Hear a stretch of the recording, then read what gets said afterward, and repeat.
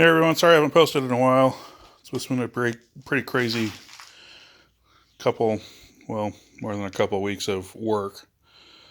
So I've buzzed these down with sandpaper. I actually redid this window because I had painted it once, as you can tell in the corners, because I wasn't happy because, you use black paint and it shows every little flaw in the woodwork. So what I did is I buzzed it down, straightened it out, flattened it out, because there used to be like some crinkles in the corner here where the grain has raised, and just all sorts of stuff going on here.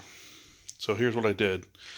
After I sanded it all down, I went ahead and looked at where the black was left on the window, and that tells me where the low spots are. Other than the corners, I just didn't sand up there because they're not shown.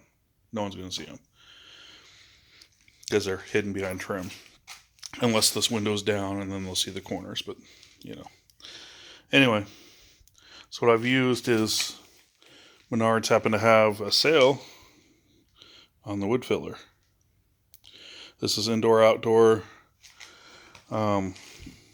Works pretty good. Comes in a squeeze tube. It's all right. It works pretty good. And I always use a well-used putty knife to spread it. If you spread it with your hand, your finger, notice there's a curve to it. You will actually gouge out a little bit of the material when you try to go over it, which will always leave a little depression. And that'll be noticeable with paint as well.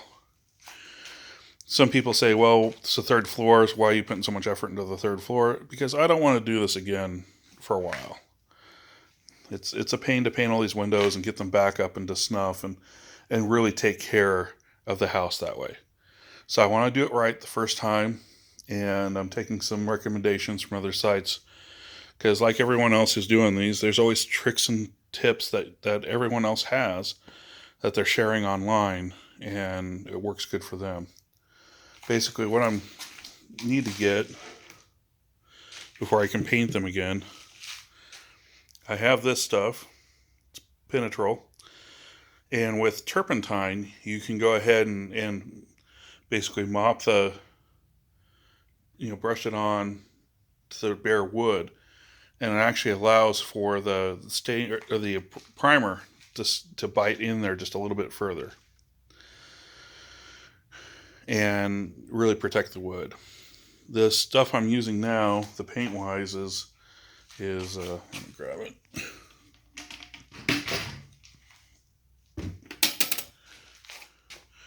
Paramount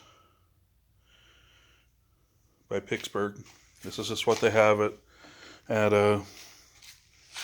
Menards, and I don't have a Home Depot within 100 miles of me, or I'd be using Behr, because I like Behr better. But basically,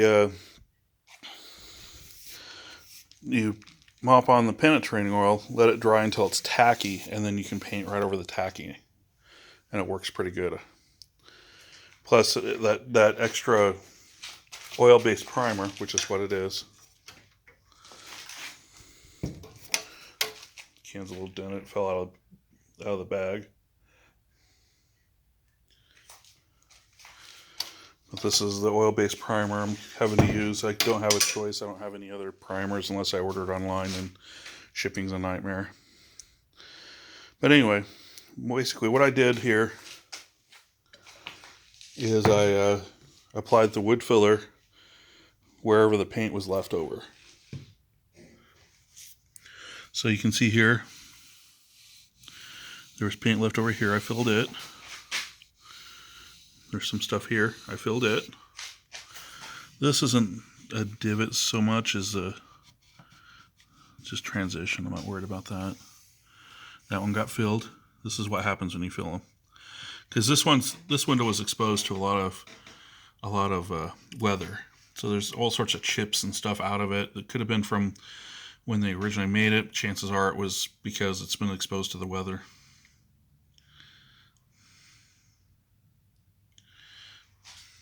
So you get the idea. You're basically trying to make it so it's absolutely smooth. Because whatever you don't do now as far as prep, when you go to paint it, it's just going to show like a sore thumb. It's not going to look good. It's going to really suck. Anyway, after the filler, after it dries, then I sand it with 120 grit. And that usually gives me a look like that, where it nicely filled in and you don't feel the divot anymore.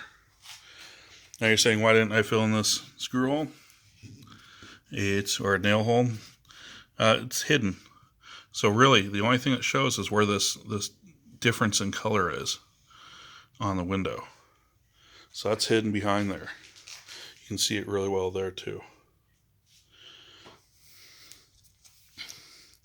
Anyway, I just want to give you that tip. Hopefully your weekend's going to be good and you can get out there and work on the windows on your old house, because they do need some help after hundreds of years, or 100 years. For us, 131 years of being up there is kind of a nightmare on them, especially if they're not taken care of and painted annually. All right. Thank you very much. And, one last thing. When I strip these down, the first sandpaper I go to is 60 grit. 60 or 80. 60 grit really cuts through paint really quick. And right now I have a Skill, has this little catchment deal on the back end of it, which is fine.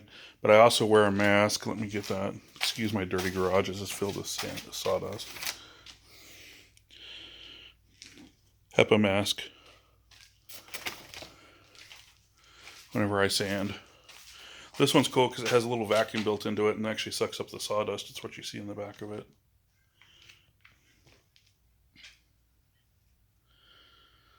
But anyway, just want to give you a heads up and tips on how to make a perfect paint job and make it last. You don't want this to give out in 3 or 4 years because everything's water-based. Take it easy. Thanks for watching. Please subscribe.